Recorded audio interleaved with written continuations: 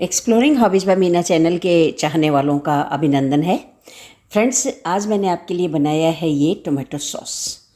और इसके लिए देखिए, ये मैंने लिए हैं 2 किलो अच्छे ताज़े बिल्कुल टमाटर। और टमाटर जब हम सॉस के लिए टमाटर लेते हैं तो देखिए इस तरह से थोड़ा सा देख कर लें कि टमाटर अच्छे कड़े हों और नरम नहीं होने चाहिए। बहुत ज़्यादा डार्क कलर जो गले गले से टमाटर होते हैं वो भी नहीं होने चाहिए। तो अच्छे टमाटर लिए मैंने। साथ में मैंने 2 किलो टमाटर के लिए लिए है 1 कप चीनी और ये 2 बड़े बड़े प्याज कटे हुए डाले हैं। अगर आप प्याज नहीं काम लेना चाहते हैं तो स्किप कर सकते हैं, और लहसुन प्याज नहीं काम लेना चाहते हैं तो। और इसके अलावा मैंने कुछ खड़े गरम मसाले लिए हैं। खड़े गरम मसालों का टेस्ट बहुत अच्छा आता है इसमें। ये देखिए, दालचीनी है, अदरक है, बड़ी इलायची है, लौंग है, और ये 2 छोटी इलायची भी, तेज़पत्ता भी, और 8-10 कली लहसुन की ली है। इसके अलावा हम इसमें डालेंगे सिरका, वाइट सिरका डालेंगे, और जो इसके लिए प्रिजर्वेटर का काम करेगा। इसके अलावा हम और कोई प्रिजर्वेटर काम नहीं लेंगे। तो फ्रेंड्स, चलिए इसके बनाने की प्रक्रिया शुरू करते हैं। हाँ, और एक चीज़ और है कि इसको स्टील के बर्तन में ही बनाना है। ये देखिए, मैंने स्टील का भगोना लिया है और स्टील के भगोने में अब मैं टमाटरों को मोटा मोटा काट करके काम ले रही हूँ। अगर आप ये सीड्स नहीं काम लेना चाहते हैं किसी वजह से, तो आप इनको डीसीड भी कर सकते हैं। और अच्छे टमाटर लेंगे तो डीसीड आराम से हो जाएंगे, कोई दिक्कत नहीं होगी। तो इनको सारे टमाटरों को हम मोटा मोटा काट लेते हैं।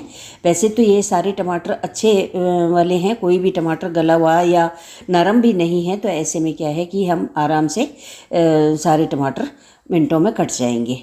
तो फ्रेंड्स, ये लीजिए, हमारे टमाटर कट करके तैयार हैं। अब हम क्या करेंगे कि इनमें ये हमने जो पहले मसाले तैयार सब्जी वगैरह का प्याज काट के तैयार कर रखे हैं वो डालेंगे। मसाले तैयार कर रखे हैं वो भी डालेंगे। खड़े मसाले ही डाल देंगे।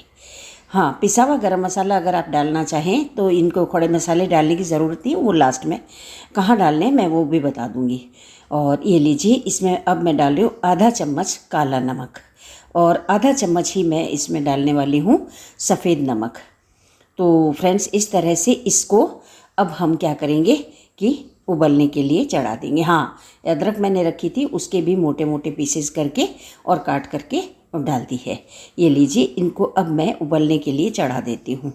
और चूँकि हम खड़े मसाले डाल रहे हैं तो इसमें हमें थोड़ा पानी भी डालना होगा। पहले थोड़े से नरम हो जाएं, और ये जो कटे हुए प्याज वगैरह मसाले वगैरह हैं, थोड़े नरम होने के बाद ढक्कन लगाने से थोड़े नरम हो गए हैं।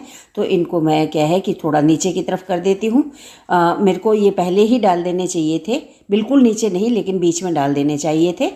और क्या है कि अब मैं इनको हिला मिला चला करके बीच में किए देती हूँ।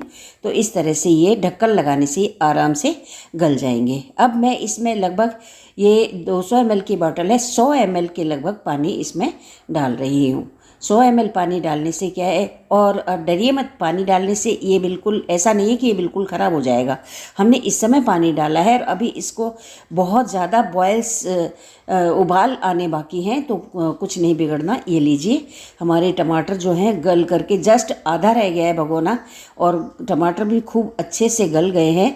अब हम इनको ठंडा कर रहे हैं, और थोड़ा ठंडा होने के बाद में अब इनको मैं इसमें मिक्सर ग्राइंडर में डाल करके और इसको पीस लूँगी।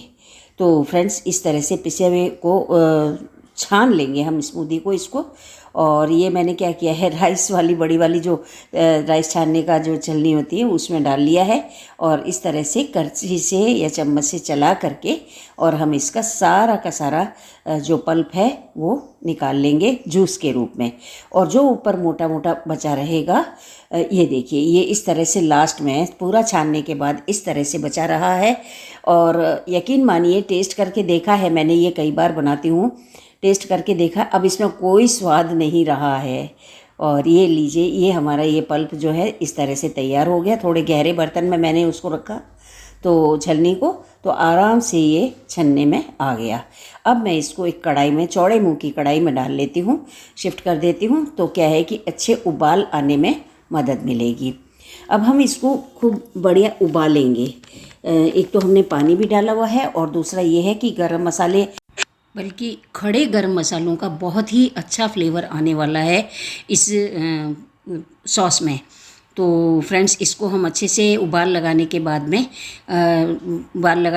अब इसमें हम थोड़ा सा एक नमक और मिर्च भी डालना चाहेंगे। आधा चम्मच नमक और आधा चम्मच मिर्च इसमें काफ़ी होगा। और अगर आपने खड़े मसाले नहीं डाले हैं तो पिसा हुआ गरम मसाला भी यहीं उबाल आने के बाद ही डालना है। तो ये लीजिए, मैंने नमक डाल दिया है और ये घर में पिसी लाल मिर्च बहुत अच्छा कलर देगी, इसका डार्क कलर आ जाएगा चीनी डालने के बाद, विशेषकर ठंडा होने के बाद में। तो फ्रेंड्स, इस तरह से ये नमक और लाल मिर्च डालने के बाद एक बार फिर मिर्च फूलने के लिए हम इसको थोड़ा उबलने देते हैं और उसके बाद में हम इसमें डाल देंगे चीनी। और 2 किलो टमाटर का जो हमने ये रस निकाल रखा है उसमें हम 1 कप चीनी डालेंगे। ज़्यादा मीठा नहीं अच्छा लगता है तो 1 कप चीनी ही डालेंगे, क्योंकि स्नैक्स वगैरह सब नमकीन होते हैं, उसके साथ बहुत ज़्यादा मीठा भी अच्छा नहीं लगता है।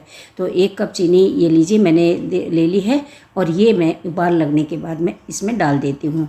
चीनी डालने के बाद एक बार और उबाल लगाने के बाद में हम इसे ठंडा कर लेंगे और इसको उबाल लगा करके ठंडा करने के बाद में अब मैं इसमें डालूँगी सिरका। तो 2 किलो जैसे टमाटर हमने लिए हैं तो 2 बड़े चम्मच सिरका हम ले सकते हैं, या छोटे वाले चम्मच हों तो 4 चम्मच सिरका ले सकते हैं। तो उबाल लगने के बाद में ये लीजिए ठंडा कर लिया है मैंने और इसमें अब मैं सिरका डाल रही हूँ। ये सिरका क्या है कि इसके प्रिजर्वेटिव का काम करेगा और कोई प्रिजर्वेटिव मैंने इसमें नहीं डाला है।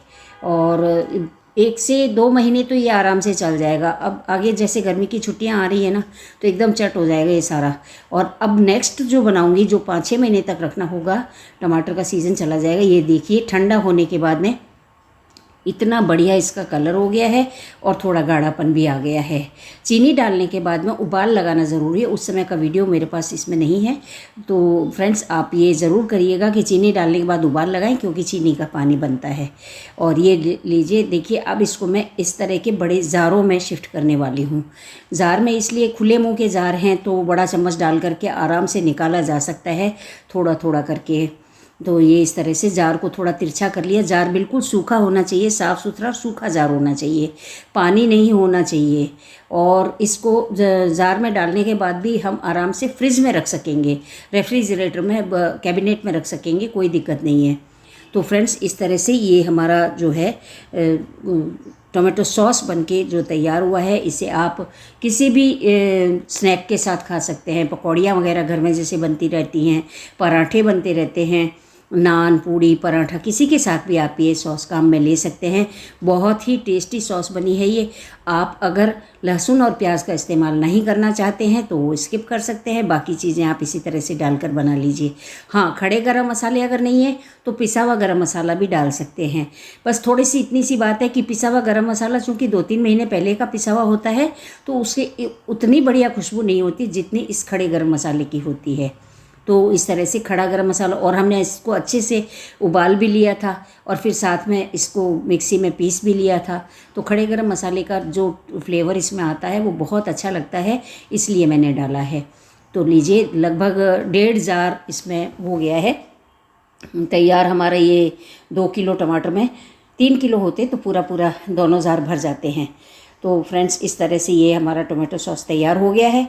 और इसको, चूँकि इसके ढक्कन जो हैं वो लोहे वाले हैं, इसलिए मैं बीच में इसमें ये टिश्यू पेपर भी रखे दे रही हूँ, ताकि थोड़ी बहुत भी नमी अगर उत्पन्न होती है तो वो इसको सोख लेते हैं। इसके अलावा ये चिपकेंगे नहीं। और दूसरा टिश्यू पेपर लेके इसको बाहरी आवरण को, बाहरी परत को इसको साफ़ कर देंगे। अगर कहीं कुछ लगा रह गया हो तो वो साफ़ हो जाएगा। तो इस तरह से अब ये हमारा टोमेटो सॉस जो है तैयार है और खाने के लिए बहुत ही लाजवाब है, टेस्टी है। और आप इसे किसी भी समय काम ले सकते हैं, हर समय आपको तैयार मिलेगा। तो इस तरह से 2 से 3 महीने ये आराम से आप रेफ्रिजरेटर में रख करके और काम ले सकते हैं। ये लीजिए, मैंने रेफ्रिजरेटर की इस तरह से कैबिनेट में इसको जगह दे रही हूँ। और अब हम इसको अगले 2-3 महीनों तक काम ले लेंगे। हाँ, अगर लंबे समय तक चलाना है तो इसमें फिर हमें वो प्रिजर्वेटिव डाल देना चाहिए, ये सोडियम बेंजोएट। तो सोडियम बेंजोएट क्या है कि आपको 2 किलो टमाटर में लगभग 1 चम्मच डालना होगा और ठंडा करने के बाद डालना है। उसके बाद में बॉटल में भर के रख देना है, या बॉटल में भरने के बाद ऊपर से डाल दीजिए। तो फ्रेंड्स, आज की रेसिपी मेरी आपको कैसी लगी, और आप अगर चैनल सब्सक्राइब नहीं किया है तो प्लीज़ सब्सक्राइब माई चैनल। और हाँ, रेसिपी को लाइक करना ना भूलें, कमेंट करना ना भूलें। हम फिर मिलेंगे आगे किसी और नई रेसिपी में। तब तक के लिए बाय।